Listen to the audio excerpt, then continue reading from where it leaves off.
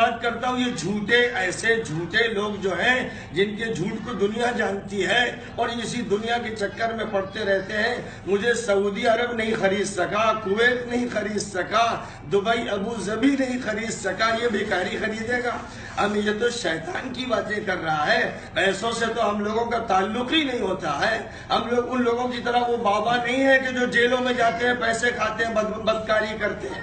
हम लोगों का काम सीधा साधा अल्लाह का काम, इंसानियत का काम। अब जो भी ऐसी बातें कर रहा है, खुदा उसे जहन्नम में डालेगा। दुनिया में भी उसको सजा मिलेगी और आखिरत में मिलेगी। और मेरी बात नोट कर लीजिए, उसकी सजा देख लीजिएगा।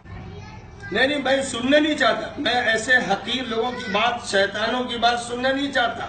मेरा शैतानों से ताल्लुक नहीं है। इसलिए जिस शख्स ने ऐसी बात कही, खुदा उसे सजा दे और ईश्वर उसे सजा दे और उसकी सजा दुनिया देखे।